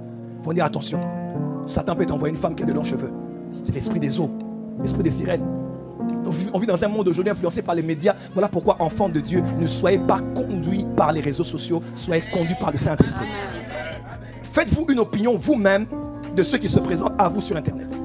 Ne dites pas scandale, exposition, problème, parce qu'aujourd'hui Satan sait comment il peut discréditer quelqu'un. Il suffit qu'on fasse une vidéo, moi j'en ai plein de 4 heures, 5 heures, 6 heures du temps. Des fois les gens se disent, prophète, je vais s'en foutre ou quoi? I don't care. I'm too busy to work. I don't have time, j'ai pas le temps de regarder. Oh, est-ce que tu as appris ce qu'on a dit? Vous avez même voir les chrétiens qui ont peur. Ils ont peur. On m'avait dit. Et moi j'ai dit à quelqu'un d'elle, j'ai dit, vous me connaissez. Vous connaissez ma lignée spirituelle, mes parents spirituels. Vous savez comment j'ai commencé jusqu'à ce jour. Le nombre de prédications que je vous ai prêchées pendant des années, des heures. Recharge 21, j'ai prêché seul. À nous quand j'ai travaillé, encore une semaine de plus.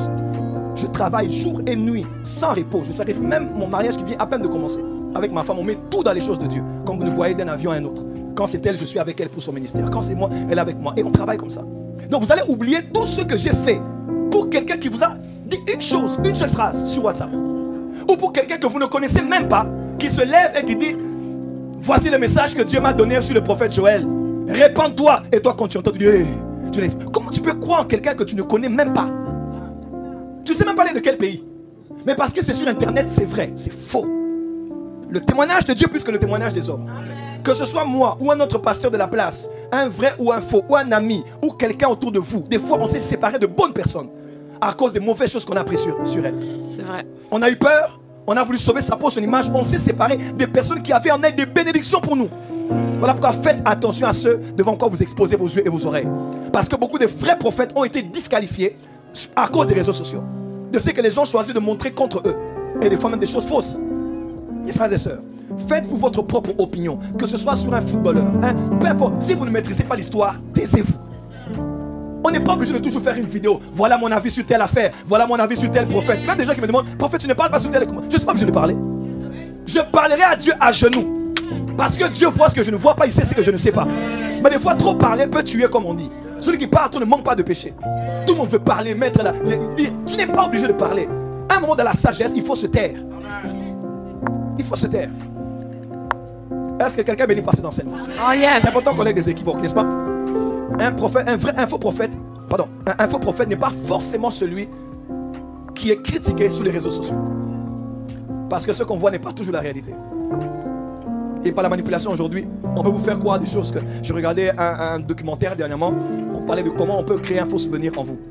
On vous emmène tous dans un cinéma, et vous êtes là, vous passez un moment au cinéma, quand vous sortez, c'est la fête foraine, et vous sortez, on vous dit, non, on fait une photo en public. Et on prend tout, on prend une catégorie de, par exemple 20 personnes, on fait une photo. Et quelques 30 minutes après, on trafique la photo, on revient vers ceux qui traînaient encore dans les coins pour dire, avez-vous vu cette fille? Alors que la fille n'était même pas là.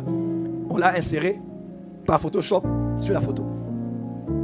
Et plusieurs personnes même disaient, oui, je l'avais vue. Elle était même assise à côté de moi et dérangeait beaucoup. Parce que les médias ont la magie de nous faire croire même des choses dont logiquement nous ne pouvons même pas prêter foi.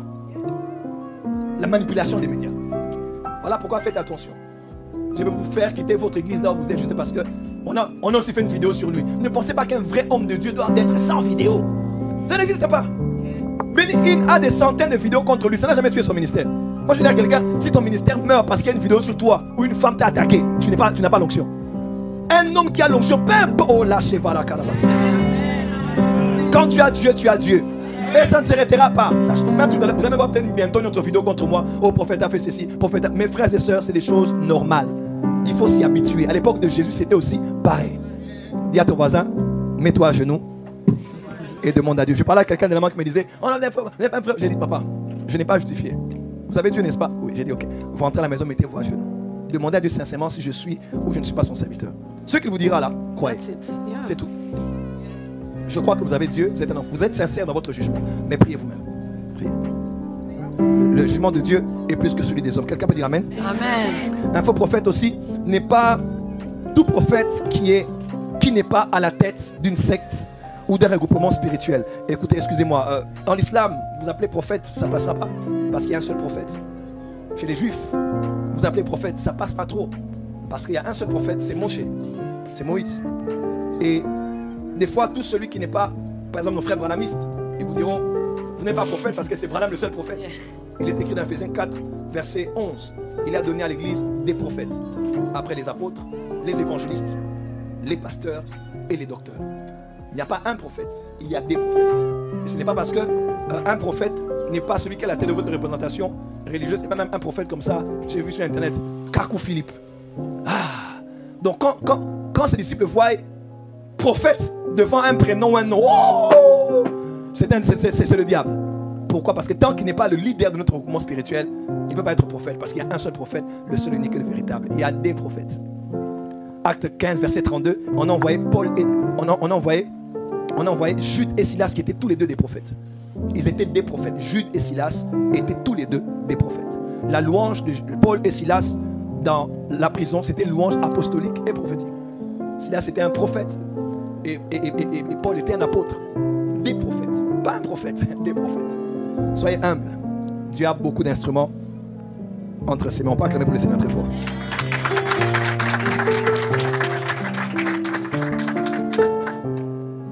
Une chose très importante à savoir, c'est que quand vous lisez, comme on a lu avec vous dans Apocalypse, on voit clairement qu'il y a un homme qui est appelé faux prophète.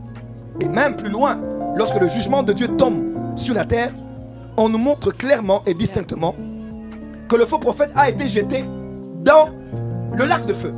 On parle de la mort, du séjour des morts, on parle de la bête, on parle aussi du faux prophète. Plusieurs chapitres parlent de cet homme. Vous savez, Apocalypse, c'est le livre de révélation de Jésus-Christ à Jean. Ce n'est pas révélation de Jean, c'est révélation de Jésus-Christ à Jean. Apocalypse 1, versets 1, 2, 3, 4. Qu'il a donné par l'entremise de son ange afin d'annoncer à Jean ce qui était, ce qui allait arriver. Ce qui était, c'est ce qui avait à l'époque, c'est Apocalypse 2 et 3, le message pour ces églises. Et ce qui sera, c'est par rapport aux événements du futur. Et Apocalypse, révélation de Jésus-Christ à Jean, c'est la transition de Jésus en tant que souverain sacrificateur qu'il a vu dans Apocalypse 1, dans sa tenue sacerdotale, et celui qui est le roi des rois et le seigneur des seigneurs.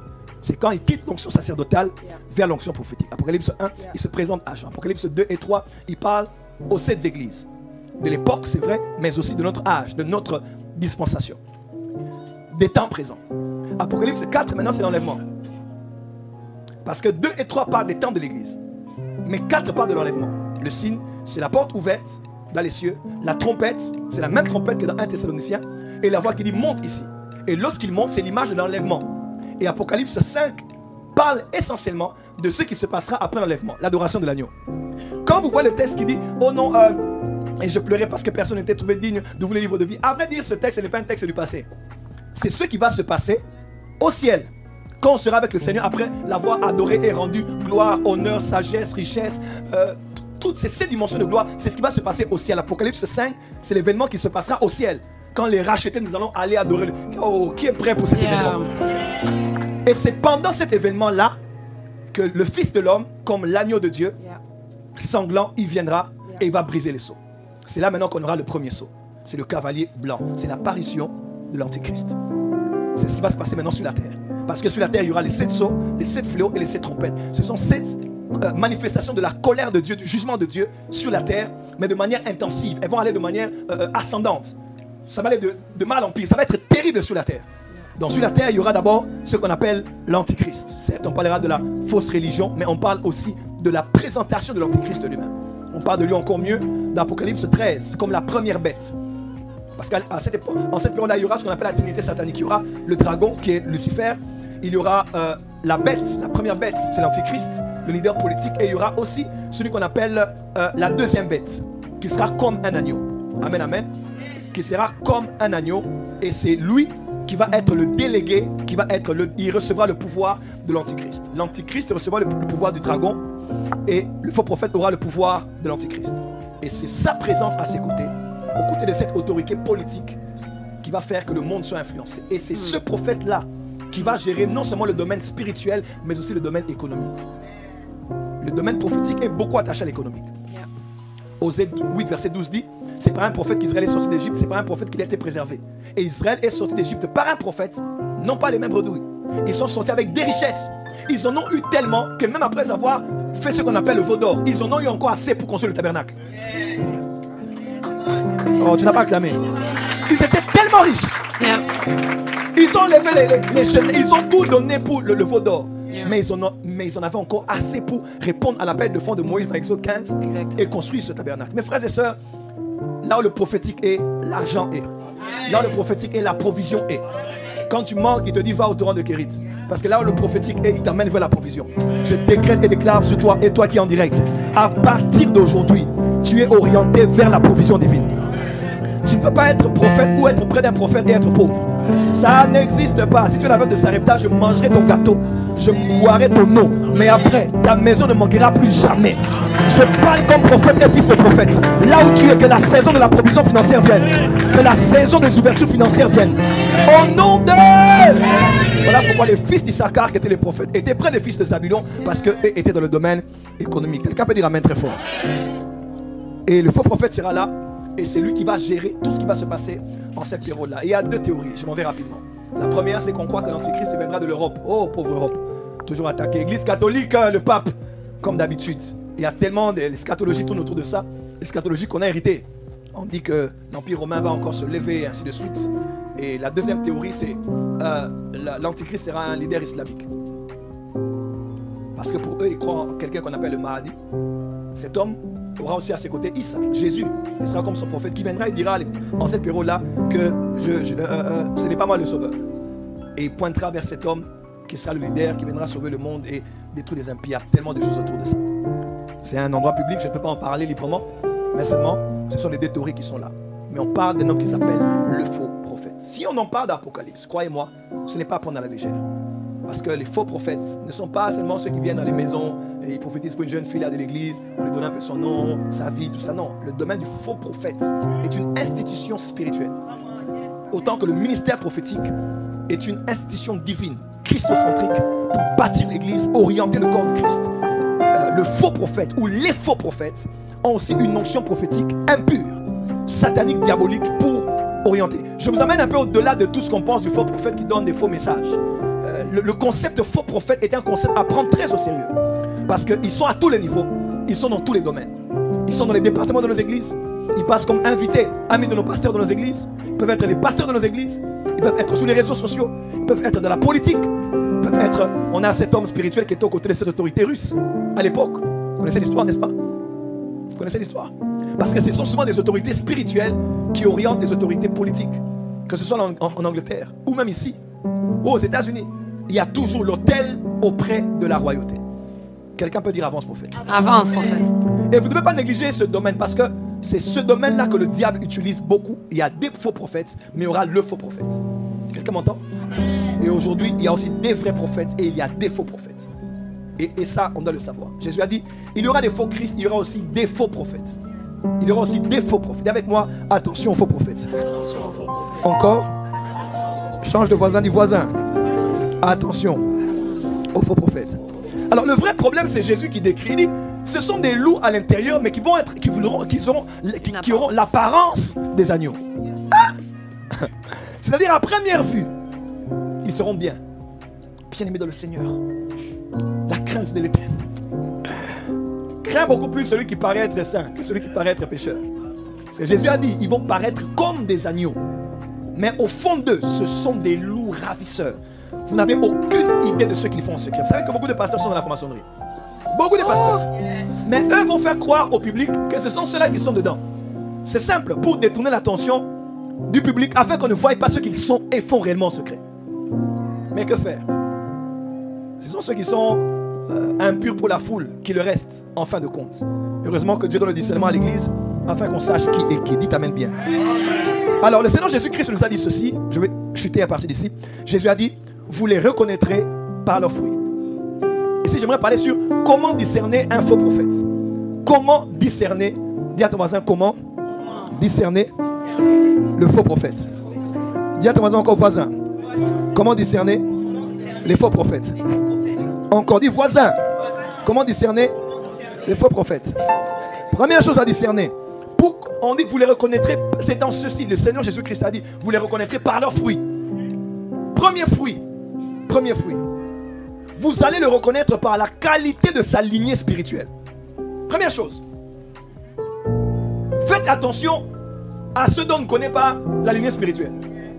Melchisedec, ni père ni mère. Moi, c'est le Saint-Esprit qui m'est apparu. Moi, et donc, quelqu'un qui n'a même pas de sens de rédévabilité, il n'a pas d'autorité. Et tout ce qu'il fait, c'est vous libérer l'esprit de rébellion et nourrir l'esprit de rébellion qui est en Europe. Les pasteurs, les dîmes, l'autorité. Et c'est juste parce qu'on nourrit un esprit qui est dans l'assemblée. Est-ce que vous savez que dans les descendants des fils d'Israël, les Rubénites sont les Français? Ouais. Judas et Lévi sont aux États-Unis. Dan est au Danemark. Oui, Ruben, c'est principalement le français. Et quand on parle de français, on parle, entre guillemets, de la francophonie. Et Ruben est celui qui a souillé la couche de son père. C'est ici, à Montréal, qu'on insulte quelqu'un tabernacle. Tabernacle, Emma, le lieu de la cavode. C'est une insulte au Canada. Habiller Saint-Paul ou déshabiller Saint-Pierre, ces genres d'expressions, on en a tellement parce que le francophone n'a pas le respect de l'autorité. N'a pas le respect du sacré. N'a pas le respect de la notion. Voilà pourquoi la notion de la paternité spirituelle est encore à découvrir. Nous sommes trop loin de ça. Parce qu'on a l'impression, on est tellement dans une société qui n'a pas de père, qui n'a pas de repère, que le président est insulté du matin au soir. Les autorités sont insultées du matin au soir. Un homme qui est président, Emmanuel Macron, tu dis non, c'est un franc-maçon, non, on ne croit pas en sa présidence. Non. Ah, papa, toute autorité établie parmi les hommes vient de Dieu. C'est Dieu qui avait établi Pharaon, c'est Dieu. Il peut être chrétien ou pas chrétien, c'est Dieu qui l'a mis là. Tu dois prier. Comment tu prieras pour l'autorité si tu ne crois pas qu'il est là? Par la volonté de Dieu. Non, ils ont triché. Ils ont violé. Ils ont usurpé le pouvoir. Il fallait que ce soit tel autre candidat à la présidence en France. Mes frères et sœurs, Dieu n'est pas comme vous. C'est clair. Dans le calendrier prophétique, Dieu a dirigé les nations, les Babylone, les grands empires, les Assyriens, les autres. C'est pas les chrétiens. Dieu dirige le monde, la terre. Dieu n'est pas que ton père en tant que chrétien. Il est Dieu dans sa création. Il dirige tout. Il gère le monde. Il est le boss. Dis amen bien. Il a pincé la terre, il en a fait des montagnes. Il est le Dieu tout-puissant. Personne n'a de compte à lui rendre. Il est Dieu. Par lui-même. Dis amen bien. Dis amen bien. On ne parle pas d'abus de pouvoir aussi. Mais on dit simplement que nous, les Rubénites ici, là, n'avons pas de respect. Tu vas au Nigeria, tu verras des gens culturellement. Quelqu'un a fait un débat. Comment cette sœur peut se mettre à genoux devant le prophète? Ah oui. Je ne l'ai jamais demandé de me faire ça. Est-ce que je t'ai déjà demandé, mets-toi à genoux? Never. C'est culture. Parce qu'elle ne va aussi faire ça devant mon père. Pas seulement devant mon père, mais devant n'importe quelle autorité. Papa Mamadou Karambiri. Quand je le vois, je suis à terre. Bishop Tudor Bismarck, Dr Merson Otabil, je les salue jamais debout comme ça. C'est culturel, c'est pas spirituel, c'est pas biblique, c'est culturel. Donc ne dites pas qu'une chose culturelle est un péché. Oh non, il y a même des... Et le francophone, c'est le Larousse, Becherel, Robert. On aime tellement parler aujourd'hui avec apostrophe ou sans apostrophe. Imaginez-vous, on va faire un débat sur l'apostrophe. Ça c'est le francophone, on aime parler, débattre, et c'est pas mauvais de parler. Mais Dieu a déjà parlé. Tu ne peux pas être là et tu te donnes à quelqu'un, ou bien tu ne veux respecter personne et tu te dis tu n'es pas prophète. Claire. Un prophète est attaché à l'église locale. Un prophète est attaché à un regroupement de serviteurs de Dieu. Hein? Philippe a fait des miracles en Samarie, mais il attendait que Pierre et Jean viennent. C'était ses autorités qui viennent de Jérusalem pour établir l'autorité apostolique là où il avait travaillé. Faites attention aux voyageurs, aux missionnaires, itinérants, aux prophètes dont on ne connaît ni le père ni la mère. Il est prophète quelque part au Cameroun, prophète au Congo. Il te fait des messages. C'est qui ton père? C'est le Saint-Esprit, mon père. Il n'y a pas de père. Oh, dans Matthieu, il était qui n'appelait personne père. Dans même Matthieu, Jésus a dit oh non, ton père et ta mère. Donc, tu as un problème. Dans même Matthieu, là, il a dit oh non, ton père et ta mère. Même Matthieu, là, ton père et ta mère. Paul a dit si vous avez plusieurs maîtres, moi, c'est moi, votre père, c'est moi qui vous ai engendré en Jésus-Christ. Le concept de père spirituel n'est pas un concept pour dominer ou écraser les gens. Mais un père corrige. Oui, un père ne flatte pas, un père corrige. Quand ça va, un père corrige. Mais aujourd'hui en France ou ailleurs, aux États-Unis, notre monde occidental, on a renforcé les lois de protection de l'enfant. Alors la Bible déclare que tu n'as pas privé à ton enfant de la verge de la correction. Tu oses toucher à ton enfant, il te porte plainte, on t'arrête. Hey! Et avance prophète. Donc, première chose, discerner un faux prophète, il faut d'abord vérifier sa lignée spirituelle. Il est fils de qui? Pourquoi? Parce que un bon arbre porte des fruits. S'il a un fruit, il doit avoir un arbre. C'est clair. Quel est son arbre? Il y a ton voisin, quel est ton arbre généalogique? Oh, moi, je me suis converti au bled en Haïti et je suis venu. Depuis là, je n'ai pas d'église, je suis seulement là avec le Saint-Esprit. Et quand je dors, prophète, je te vois dans les rêves, tu m'enseignes. Ça fait 6 ans que tu m'enseignes dans ma chambre, sur mon lit. Hey, je ne suis pas ton mari de nuit, ça c'est fait. Dis avance prophète. 2 Timothée 1 verset 5, Paul a dit: gardant le souvenir de la foi sincère qui est en toi et qui habita d'abord dans ton aïeul Loïs et dans ta mère Eunice et qui, j'en suis persuadé, habite en toi aussi. Timothée, mon enfant, quand je te vois, tu dois avoir cette foi. Ta mère l'avait et ta grand-mère l'avait. Yeah. Et avec moi, c'est une question de lignée spirituelle. On doit pouvoir retracer cet homme. On a vu des gens apparaître comme ça sur internet, commencer à attaquer tous les pasteurs de la francophonie. Il est qui? Il vient d'où? Il s'est converti où? Il a reçu Jésus où? On ne connaît pas. Claire. Le corps du Christ, les choses du royaume se traitent en réseau, se traitent dans une famille. Il est doux. Deuxièmement, on discerne un faux prophète par la qualité de sa vie. Est-il né de nouveau? Est-il un enfant de Dieu? A-t-il des preuves d'une vraie conversion? A-t-il été dans une église locale? Tibi Joshua a eu beaucoup de problèmes parce que son problème c'était un peu ça. Il n'avait pas de lignée spirituelle, ça a créé beaucoup de problèmes. Mais vous pouvez éviter ça en étant dans une communauté.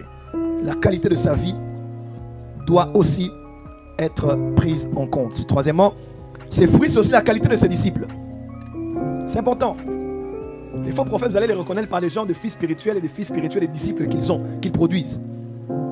Ils seront comme lui. Parce qu'un bon arbre porte de bons fruits.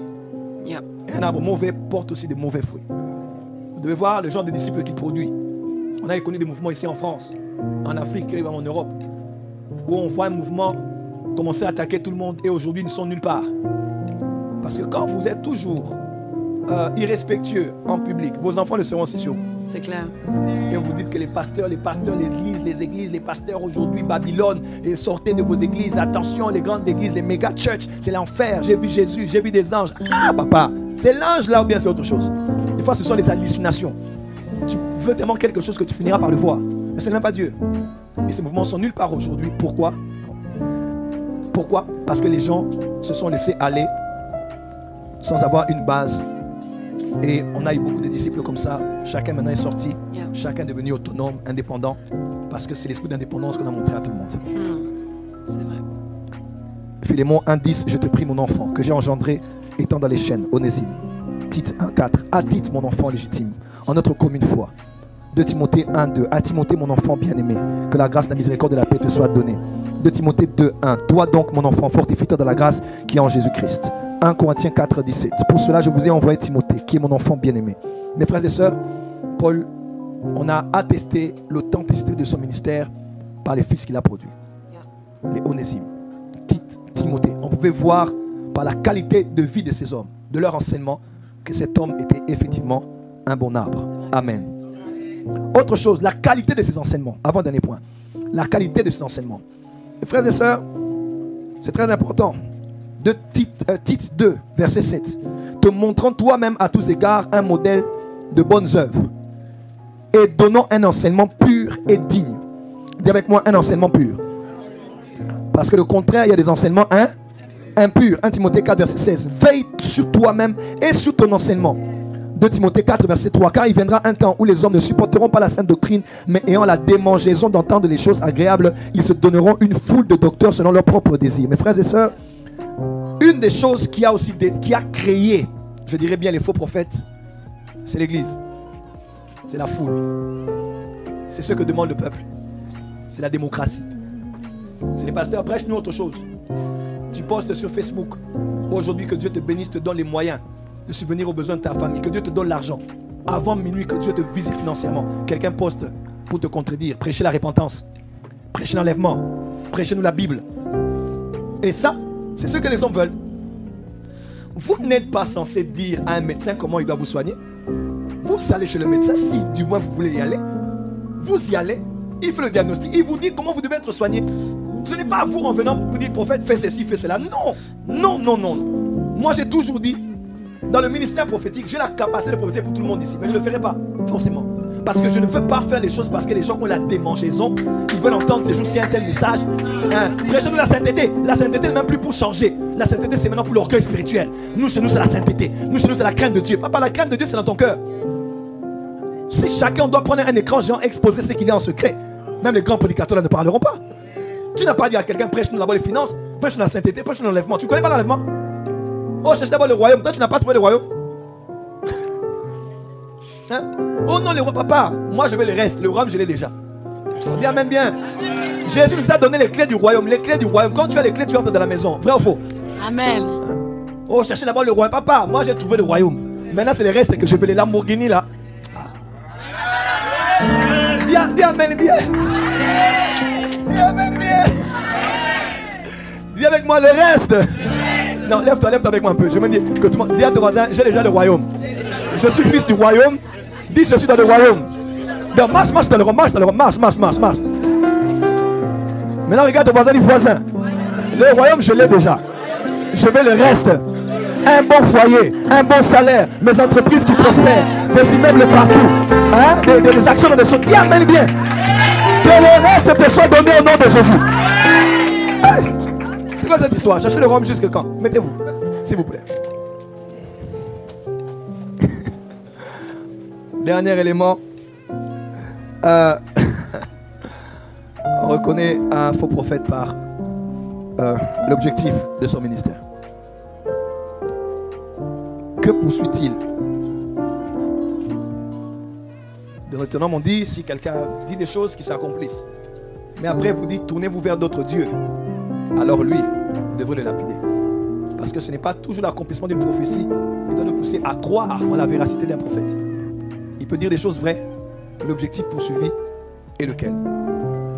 Les faux prophètes bâtissent des empires. Ils ne gagnent pas des âmes. Les faux prophètes regardent plus leur image que la gloire de Dieu. Il déclare que l'esprit de la prophétie, c'est le témoignage de Jésus-Christ. On le dit autrement dit, le témoignage de Jésus-Christ, c'est ça l'esprit de la prophétie. On est dans l'Apocalypse, n'est-ce pas? Parce que le vrai prophétique, quand il vient, il élève une seule personne, Jésus. On honore un homme de Dieu, évidemment, mais la gloire revient à Dieu. L'homme est un canal qu'on respecte, qu'on honore, qu'on célèbre. Voilà pourquoi c'est aussi de la responsabilité de celui qui est honoré de montrer que je suis limité. Au-delà de moi, il y a un Dieu. Au-delà de moi, il y a un Dieu. Vous savez, des fois, les gens m'ont souvent dit, prophète, tu parles beaucoup de ton passé, de tes erreurs, de tes mauvaises choix dans la vie. Je le fais pour appeler aux gens que malgré les prophéties détaillées que je donne là, je suis un homme. Et que ce n'est que lui seul qui est digne. J'ai beaucoup plus de gloire, de joie en parlant de mon passé et des complications que j'ai eues.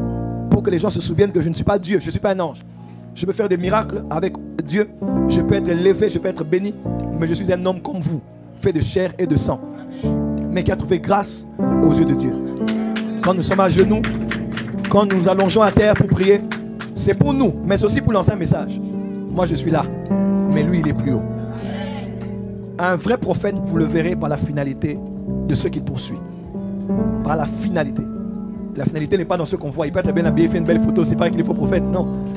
On va voir, a-t-il utilisé cela pour autre chose? Parce que nous utilisons tout ce que nous avons. Et nous allons utiliser tout ce que nous avons. Amen. Parce qu'il ne faut pas que les gens de l'autre côté pensent qu'on prie parce qu'on souffre. On prie parce... non, comment? On prie parce qu'on manque. Non. Ma femme et moi, on s'est résolu d'être riches. Et quand je dis riche, c'est pas riche. Oh, ils sont riches parce qu'ils prennent l'argent des pauvres. Un pauvre n'enrichit pas. I'm sorry. Nous avons des fondations, nous aidons les pauvres aujourd'hui. Et la porte des cieux en France va beaucoup travailler dans la charité, plus que dans autre chose. Mais riche dans les entreprises, riche dans les affaires, on n'a pas étudié pour rien. On n'a pas de cerveau pour rien. On a aussi deux mains, on peut réfléchir, on a des relations, on peut les maximiser. On a des amis musulmans, des amis païens, des amis. On peut maximiser les relations. Parce qu'on a besoin d'argent pour implanter des églises, envoyer des missionnaires, imprimer des bibles, envoyer ça dans le... Dis amen très fort. Dis à ton voisin, je veux le reste. Oh, partage prophète en France. Ah, il faut parler d'argent. Quand on n'en parle pas, c'est les autres qui prennent ça. On n'en parle pas pour nous, on en parle pour le bien de l'humanité. On en parle pour que les autres soient bien. Et pour que toi aussi tu sois bien, n'est-ce pas? Être bien, c'est bien. Dis à ton voisin, être bien. Non, dis pas tous tes voisins, dis être bien. Non, dis à ton voisin, être bien, c'est bien. Dis à ton voisin, être bien, c'est bien. Donc, un prophète riche n'est pas forcément un faux prophète. Dis amen bien. Jésus avait dans son staff, Luc chapitre 8, verset 1 et suivant, des femmes qui étaient des femmes de grandes autorités. Amen, maman. Qui encore est dedans? Qui est dedans encore? Reçois cela. Je déclare sur toi, reçois cela. Dis avec moi, je suis dedans, je suis là. Aïe, aïe, aïe, aïe, aïe. Ah, je suis dedans, je suis dedans. Je suis dedans. Oh. Et nous l'aurons pour montrer au monde que Jésus est vivant. Le Dieu d'Israël, d'Abraham, d'Isaac et de Jacob enrichit encore aujourd'hui. Et nous avons l'argent avec une mission. Nous sommes millionnaires avec une mission. Nous sommes millionnaires avec une mission. On n'a pas l'argent pour l'argent, on a l'argent pour la mission. Pour gagner des âmes, sauver des vies, aider les pauvres, envoyer des missionnaires, soutenir des églises. On est riche pour ça. Mais aussi pour donner le meilleur à nos enfants. Pour ne pas que quand ta fille va quelque part, que quelqu'un qui est très riche puisse l'impressionner. Qu'elle connaisse déjà cela à partir de la maison. Quand celui qui veut la draguer regarde sa voiture, il dit je vais d'abord prier et réfléchir avant de draguer. Que tu donnes le meilleur à tes enfants. Que tu donnes le meilleur, la meilleure vie à ta femme, la meilleure vie. Dis amen bien là où tu es. Amen. L'objectif. L'argent est un canal, mais il n'est pas l'objectif. L'argent est un moyen, mais il n'est pas l'objectif. L'objectif, c'est le ciel. L'objectif, c'est Jésus. L'objectif, ce sont les âmes. Et la vie en abondance pour tous les chrétiens. Je voudrais clôturer ce soir parce que c'est la première partie de mon message. Je parlerai des choses qui créent les faux prophètes. Je parlerai des missions des faux prophètes. Tu sais, des fois, les faux prophètes viennent dans nos vies à la veille des bonnes saisons. Hein. Quelqu'un peut venir te désorienter. Donc, il te donne une parole, elle résonne dans ton esprit. Tu entres dans la confusion totale. Hein? Tu entres dans la confusion. Tu es dans la confusion totale. Tu es à la veille d'une très bonne saison. Quelqu'un vient te donner un rêve qui n'existe pas. C'est clair. Oh non, j'ai rêvé qu'avec elle, vous êtes séparés. Je n'ai même pas pensé à toi avant de dormir, je n'ai pas compris. Et je dis, God forbid.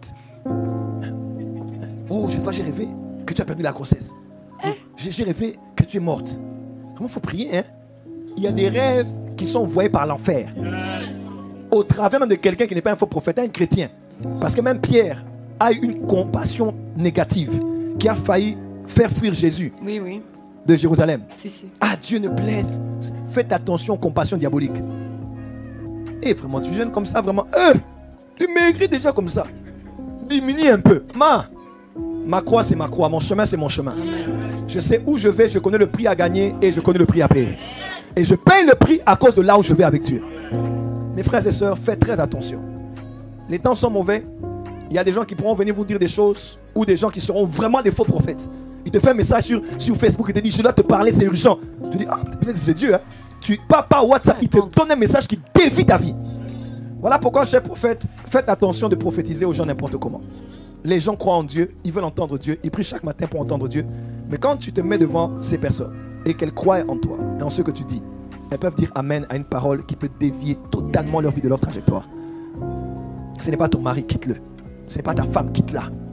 Dieu a dit que cette femme-là, c'est Vachi. Toi, tu es Esther. Il faut prier. Cet homme-là, c'est ton mari. Et tu commences à sortir avec le mari d'autrui, te disant que tu es Esther, en attendant que Vachi soit éjecté. Et tu pries. Tu l'appelles déjà mon amour, mon chéri, mon bébé. Quelqu'un peut dire amen. Quelqu'un peut dire amen. Tout ça parce qu'on t'a prophétisé. Mes frères et sœurs, tu es libre de dire amen ou pas quand on te prophétise. Parce que toi aussi, tu exagères. Je peux te prophétiser. La prophétie n'est pas haut les mains. Où on t'oblige à faire des choses que tu n'as pas envie de faire. Non. Tu peux dire amen. Tu peux aussi dire je réfléchis. Dis amen. Est-ce que vous avez eu la personne? Non, vous ne l'avez pas eu? Yes. Mon esprit va au Togo alors. Restez concentrés. Évitez la caméra, ma fille. Balance la main, dit Jésus est ici. Dis à ton voisin. Attention aux faux prophètes. Change de voisin, dis voisin. Attention aux faux prophètes. Des fois, c'est la veille des grandes saisons. Ton pasteur veut t'élever dans la communauté. Quelqu'un vient dire ta place n'est plus ici, sors. Et la prophétie la rencontre des frustrations que tu as nourries depuis un temps. C'est quand Satan veut te faire quitter ta place, hein, il peut même rendre la vérité cohérente. Ça rencontre déjà la frustration. On t'avait parlé comme ceci, il y a eu cela, et on ne t'a pas suivi, tu n'as pas répondu, et tu rassembles tout. Tu dis vraiment la prophétie confirme, je dois quitter cette église. Je dis même à ceux qui me suivent là, la porte des cieux n'aura pas tous les fidèles de la France. Il y a des gens, vous allez rester dans vos églises. Ne venez pas chez moi. Je vais vous chasser au nom de la prophétie. Je dis maman, allez, rentre chez toi, va chez ton pasteur. Dis amen bien. Ah mais c'est clair, parce qu'il y a des gens qui vous devez rester là où Dieu vous met. Je suis votre maître, votre mentor, suivez mes lives, suivez mes cultes, mais vous n'êtes pas obligé de quitter votre église. Il y a de ceux qui... Mais tout le monde ne bougera pas. Écoutez votre Dieu, et si vous devez quitter, quittez bien. Mais les quitter par une prophétie parce que tu es trop frustré et tu crois que c'est ici qu'on va te reconnaître. Moi je suis très dur, hein. Tu vas faire 10 ans ça que je reconnaisse ton ministère. Et à la première année et demie, tu diras, Je vais encore prier. J'ai besoin d'avoir du temps pour moi-même, pour chercher Dieu, s'il me veut encore là. Frère, aucune église n'est parfaite. Soyez là où Dieu veut que vous soyez. Un point, un trait. Que Dieu vous bénisse.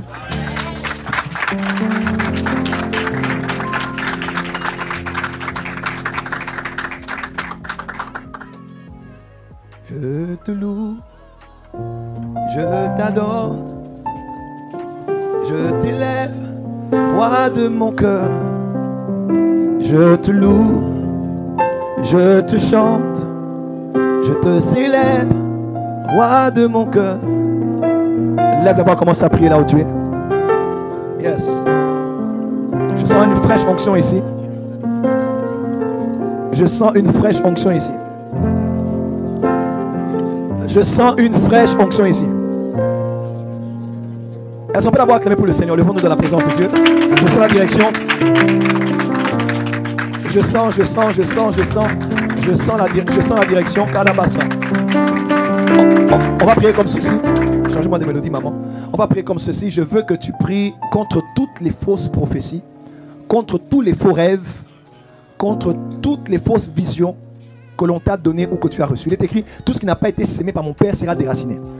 Écoutez-moi, nous sommes dans un monde exposé à tellement de séduction, tellement de séducteurs.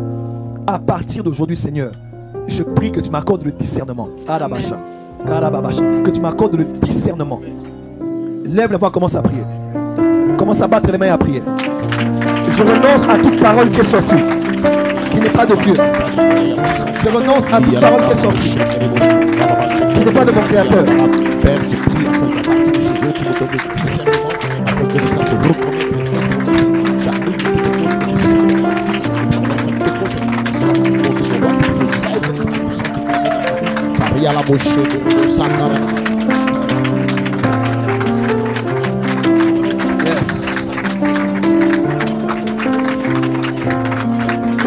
Yes.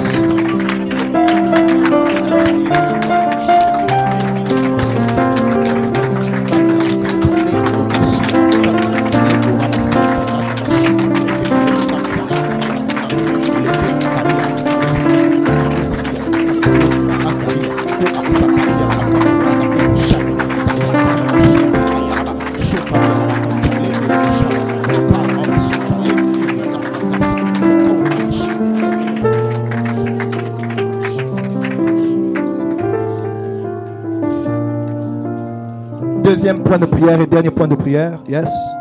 Yes. Deuxième et dernier point de prière. La rabasobra ki amaze. Le rabasopa ki arabase vele ki amazova. Allah japra ki amaze vele ki aramaze. Kalabashabra. Tu vas prier, dis à Dieu, Seigneur, parle-moi en cette saison. Je veux entendre ta voix. Je veux que tu me parles. Et dis à Dieu en même temps, aide-moi à discerner le faux. Oh, yes. Aide-moi à discerner aussi les vrais. Yes. Des fois, j'ai rejeté les vrais parce que j'ai mal discerné. Des fois, j'ai accepté le faux parce que j'ai mal discerné. Je veux voir au-delà des apparences. Yes. Je veux voir l'esprit derrière les paroles d'un homme, la motivation derrière, un enseignement, une manifestation spirituelle. Lève la voix et prie là où tu lèves la voix et prie. Prie avec moi, prie avec moi, prie avec moi, prie avec moi.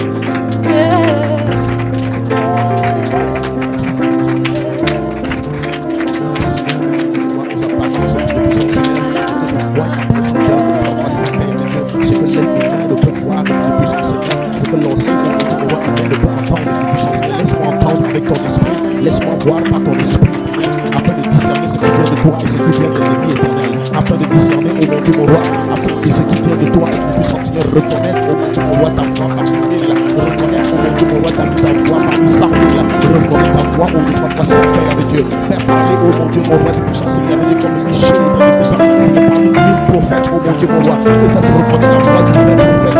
Yes, sors-moi de la confusion, sors-moi des émotions de puissance, Seigneur. Que je ne juge pas aux apparences, oh mon Dieu, mon roi. Que je ne juge pas à l'élégance, Seigneur. Que je ne juge pas à l'éloquence, oh mon Dieu, mon roi. Mais que je puisse juger au détriment de Saint-Père. Seigneur, mon Dieu et mon roi de puissance, Seigneur. Sur la fréquence de l'esprit éternel. Sur la fréquence du Saint-Esprit éternel. Sur la fréquence du Saint-Esprit, mon Dieu. Mon Dieu et mon roi de puissance, Seigneur. Sors-moi de la confusion éternelle. en moi, oh mon Dieu, la confusion éternelle. Mon Dieu, mon roi, que tout camouflage spirituel, au grand passage, tout camouflage prophétique, au nom de puissant, c'est que grand passage soit exposé éternel, au nom puissant de Jésus. Mon Dieu, mon roi, donne-moi la capacité de voir ce que l'homme normal ne peut voir, afin que tu fasses le plus discerner ce qui vient de toi et ce qui ne vient pas, au nom de Mets les Jésus. mains au niveau de ton ventre, je vais prier, Père, dans le nom de Jésus-Christ. Nous prions après avoir écouté la partie introductive de cet enseignement. Car tu es le Dieu qui nous parle, qui nous aime et qui nous préserve de tout mal. Père, au nom de Jésus-Christ, je prie pour ces hommes et ces femmes qui ont écouté cette parole, cet enseignement, afin que tu les bénisses, afin que tu les visites, afin que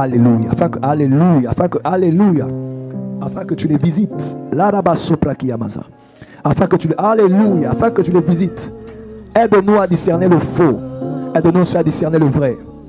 À accepter le vrai, à rejeter le faux. Et à ne pas confondre. Père, bénis ces hommes et ces femmes qui nous suivent. Levez les mains s'il vous plaît. Je prie pour la guérison. Tous ceux qui sont malades maintenant, dans vos maisons, dans vos entreprises, je prie à la Bachoprakia. Je prie que l'onction de la guérison vienne. Yes. Je prie que l'onction de la guérison vienne. Vous tous qui êtes malades, soyez guéris au nom de Jésus-Christ. Cette semaine qui commence est une semaine d'ouverture financière. Les portes financières s'ouvrent pour vous. La gloire de Dieu vient sur votre chemin. Le Dieu que je sers, le Dieu que je prie, et ce Dieu-là qui vous visite en cette semaine qui commence. Soyez bénis, soyez bénis, soyez bénis à tous égards au nom de Jésus-Christ. Que Dieu vous accorde le discernement à partir d'aujourd'hui et que la voix du Saint-Esprit soit celle qui a la prééminence et qui guide vos pas à chaque instant. Qu'il en soit ainsi par le Saint-Esprit au nom de Jésus-Christ. Amen. On acclame très fort. Merci, mettez-vous.